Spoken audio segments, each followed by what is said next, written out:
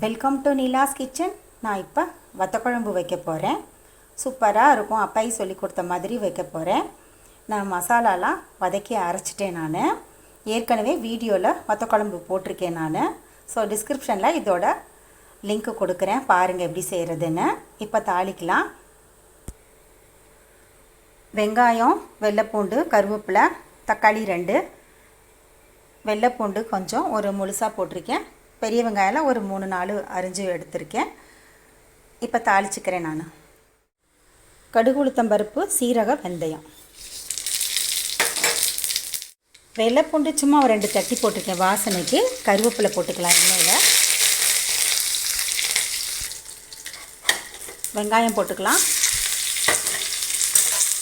வெள்ளைப்பூண்டு போட்டுக்கலாம், வதங்கட்டும்.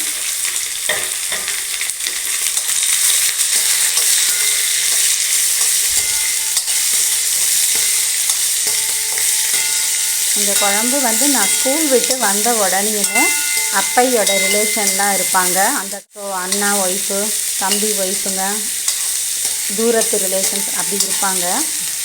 எல்லாருக்கும் அப்பை சாதம் வச்சு அந்த சாதத்துக்குள்ளார ஒரு சின்ன கிண்ணம் வச்சு அது ஃபுல்லாக புளிக்குழம்பு ஊற்றி கொடுப்பாங்க. எல்லார் வீட்லேயும் போய் நான் கொடுத்துட்டு வருவேன். மருமகள் சமைச்சு தருவாங்க, அவங்க உட்காந்துருப்பாங்க.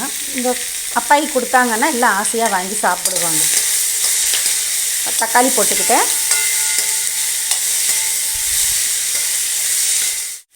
மஞ்சள்தூள் போட்டுக்கலாம். இந்த மசாலா அரைச்சதை போட்டுக்கலாம்.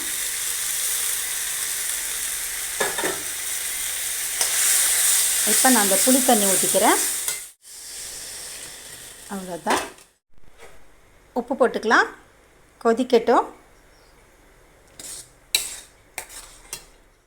அவ்வளோதாங்க, குழம்பு ரெடி ஆயிடுச்சு. கொத்தவரங்காயும் சுண்டை வத்தலும் பொரித்து போடுவேன். அம்மா அப்பா வந்திருக்காங்க, அவங்களுக்கு பிடிக்காது. ஸோ இப்படியே நான் இப்போ சர்வ் பண்ண போகிறேன். அம்மா நல்லா இருக்கா புளிக்குழம்பு? தேங்காய் துவையல், வாழைத்தண்டு கூட்டு, முட்டைக்கோஸ் பொரியல், புளிக்குழம்பு, அப்பளம். அம்மா ஹாய் சொல்லுங்க. ஹாய். அவ்வளோதாங்க. இதே மாதிரி ட்ரை பண்ணுங்கள். தேங்க்ஸ் ஃபார் வாட்சிங்.